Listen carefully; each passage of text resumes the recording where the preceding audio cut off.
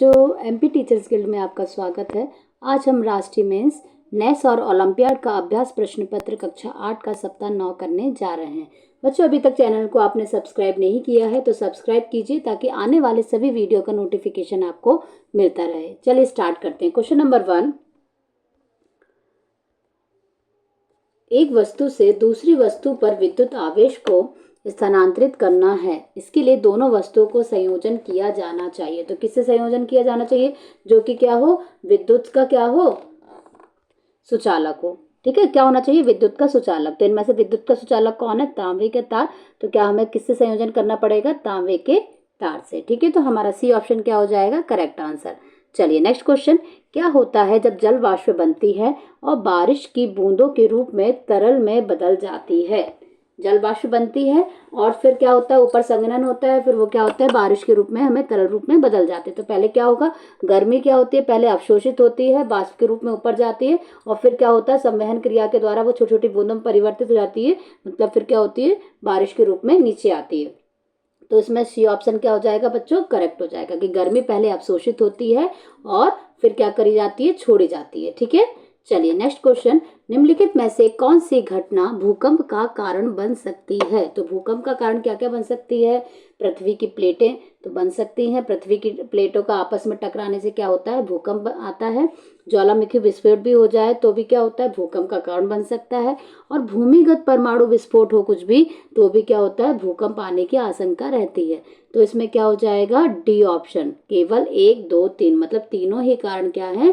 भूकंप के कारण है। ठीक है, चलिए नेक्स्ट क्वेश्चन, कुछ माध्यमों की सूची नीचे दी गई है। तो ये हमें दी गई है, लकड़ी हो गया, जल हो गए, वायु हो गया और निर्वात हो गया। ठीक है, निम्न में से किन माध्यमों में ध्वनि गमन कर सकती है? तो मैंने आप लोग को बताया था पिछले वीडियो में कि ध्वनि किन माध्यम में गमन नहीं करती है। तो निर्वात में ध्वनि गमन नहीं करती है, बाकी सब में क्या होता है? ध्वनि गमन करती है। तो 1, 2, 3 क्या हो जाएंगे? सही। तो हमारा जो बी ऑप्शन है वो क्या हो जाएगा? Correct answer. अगर हमसे पूछा जाता कि किन माध्यमों में ध्वनि गमन नहीं कर सकती तो हम आप आंसर क्या देते? निर्वात। ठीक है, चलिए नेक्स्ट क्वेश्चन, एक्स एक भौतिक इकाई है जो किन्हीं दो सतहों के बीच स्नेहक के रूप में घट जाती है। एक्स इसको प्रदर्शित करती है। तो किन दो सतहों के बीच में स्नेहक के प्रयोग से घट जाती है तो उसे क्या कहते हैं हम? घर्षण। ठीक है, तो हमारा जो सी ऑप्शन है वो क्या हो जाएगा बच्चों? करेक्ट आंसर हो जाएगा। चलिए नेक्स्ट क्वेश्चन, चित्र में एक लड़के को किसी संदूक को दाहिनी ओर से बाईं ओर धकेलते हुए दिखाया गया है। संदूक पर घर्षण बल कार्य करने की दिशा होगी। तो जो घर्षण बल होता है, जिस दिशा में हम बल लगाते हैं, ये बल कौन सी दिशा में लगा रहा है? इस दिशा में। तो घर्षण बल क्या होता है? उसके विपरीत दिशा में कार्य करता है। ठीक है, बच्चा बल कहाँ पे लगा रहा है? इधर साइड। तो घर्षण बल उसके विपरीत दिशा में कार्य करेगा। तो घर्षण ये तो दाहिनी तरफ कर रहा है, घर्षण कहाँ जाएगा? बाईं। तो यहाँ पे क्या हो जाएगा? बी ऑप्शन, बाईं ओर से दाईं ओर। ठीक है, तो इधर साइड जाएगा वो। तो हमारा जो बी ऑप्शन है वो क्या हो जाएगा बच्चों? करेक्ट हो जाएगा। तो हमारा जो बी ऑप्शन है बच्चों वो क्या हो जाएगा? Correct answer. चलिए नेक्स्ट क्वेश्चन, जब दो वस्तुएं जो एक दूसरे के संपर्क में हैं एक दूसरे के सापेक्ष गति करें तो गति करने की प्रवृत्ति रखें तो घर्षण बल तभी कार्य करता है। तो घर्षण बल जो होता है वो वस्तु की ठोस, द्रव, गैस अवस्था पर निर्भर नहीं करता है। तो हमारा जो डी ऑप्शन है बच्चों वो क्या हो जाएगा? Correct answer. चलिए नेक्स्ट क्वेश्चन, ध्रुव तारा सभी मौसमों में स्थिर क्यों दिखाई देता है? तो हम जब भी देखते हैं कोई सा भी मौसम रहे, ध्रुव तारा हमें उत्तरी दिशा में ही दिखता है। तो स्थिर क्यों दिखाई देता है ध्रुव तारा?